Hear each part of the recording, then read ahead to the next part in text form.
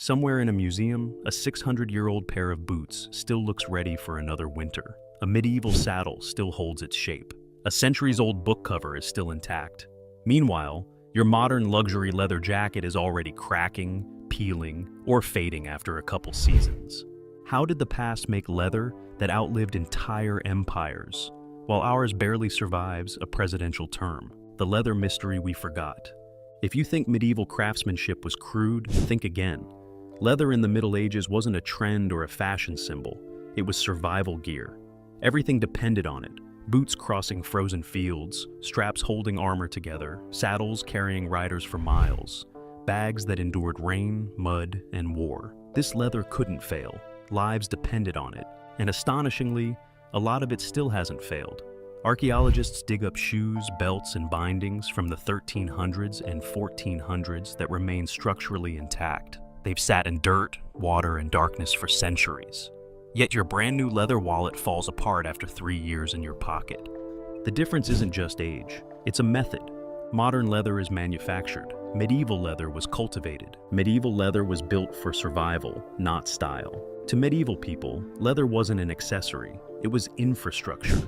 If you shop at a leather tour, you didn't lose an outfit, you lost mobility, safety, or protection. Craftsmen treated every hide with respect because it was a precious material.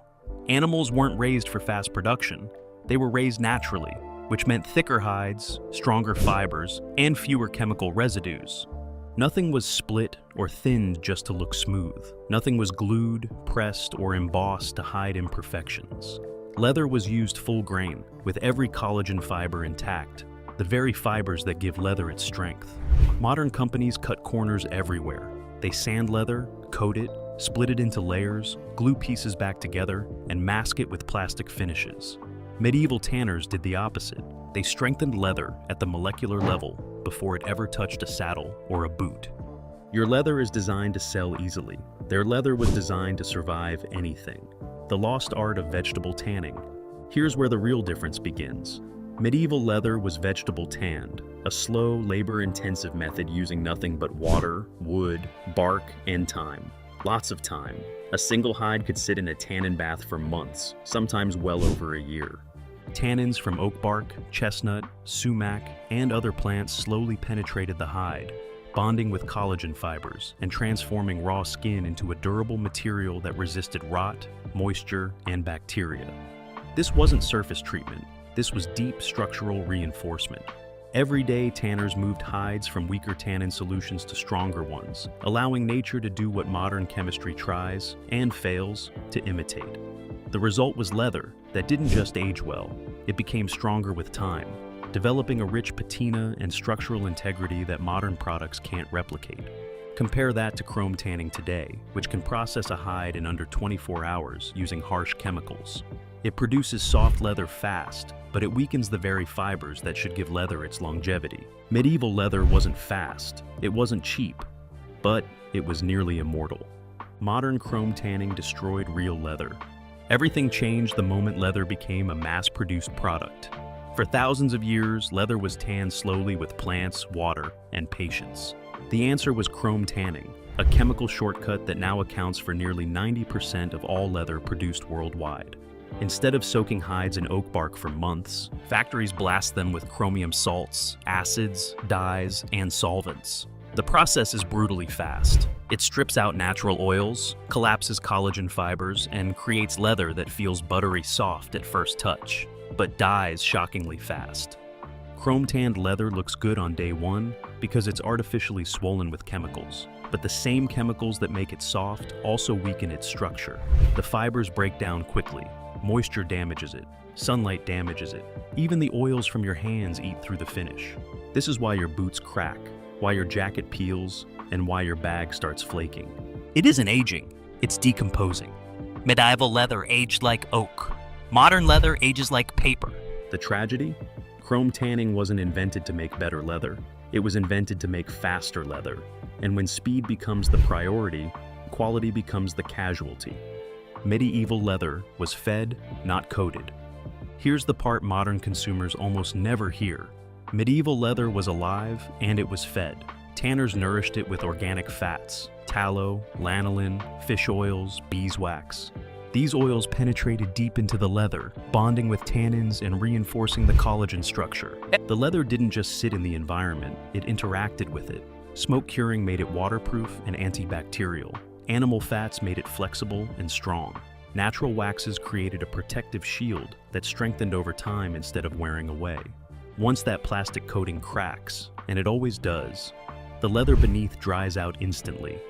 It becomes brittle, weak, and prone to tearing. You're not seeing leather fail. You're seeing a plastic film fail.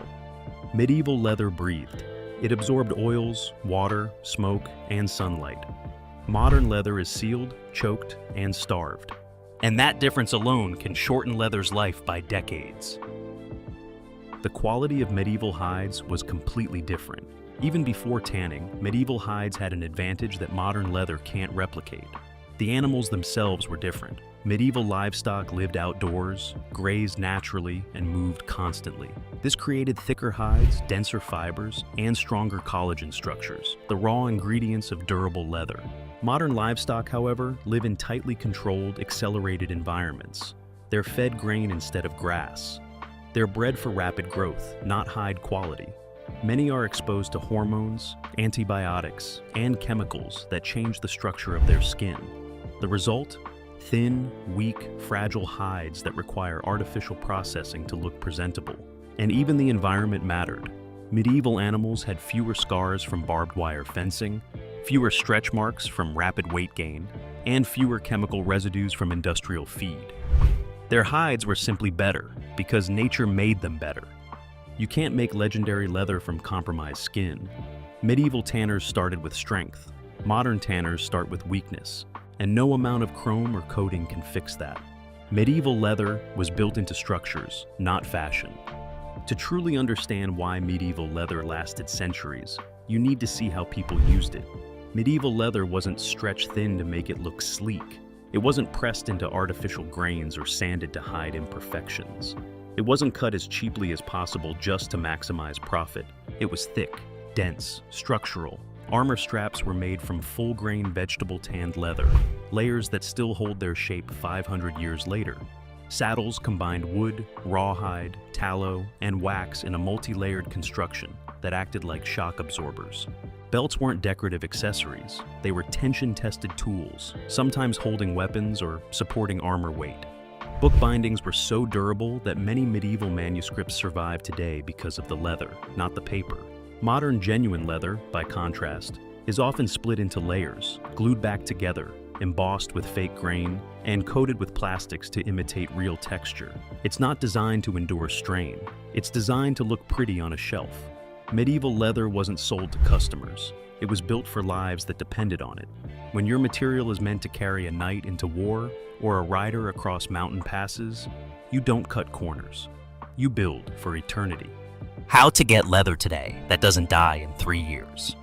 The sad truth is that modern consumers don't know what real leather even looks like anymore. Genuine leather is often the lowest grade available, pressed scraps glued together like particle board. Top grain leather is usually sanded down, removing the strongest fibers. Bonded leather? That's not leather at all. It's leather dust mixed with plastic. If you want leather that lasts, you have to go back to medieval principles. Choose full-grain vegetable tanned leather, tanned with tree bark, not chrome. It takes months to produce, but it ages beautifully. Look for natural finishes rather than plastic coatings. Pick pieces that feel firm, dense, and smooth, not overly soft or thin. Good leather smells like earth and wood, not chemicals or paint. And most importantly, leather needs to be fed. Condition it with natural oils, tallow, lanolin, beeswax, just like medieval craftsmen did. Avoid silicone sprays and petroleum conditioners that suffocate the fibers. Treat leather like a living material, and it will reward you with decades of life. If you do all that, your boots won't die in 3 years. They'll outlive you. We didn't make leather weaker, we made it cheaper. The truth is painful but simple. Medieval leather lasted because people respected the craft. They took time, they used natural materials, they nourished the hide instead of forcing it through chemical shortcuts. They built leather goods meant to survive storms, battles, journeys, and centuries. We, on the other hand, wanted leather that was fast, soft, uniform, cheap, and photogenic. And in chasing convenience, we destroyed durability. A medieval belt buried in mud for 300 years can still hold its shape. Your modern leather belt cracks after 3 summers. A medieval book cover survives floods. Your laptop sleeve won't survive a spilled drink. A medieval saddle carries riders across continents. Your jacket can't handle a rainy week. We didn't lose the ability to make immortal leather. We simply forgot how. But anyone today, anyone, can bring that craft back. 1 full-grain hide, 1 bottle of natural oil, 1 choice to honor the old methods. That's all it takes to own leather that doesn't just last, but lives. What are your thoughts on this? Let us know in the comments below. If you liked this video, don't forget to like and subscribe to the channel for the latest videos.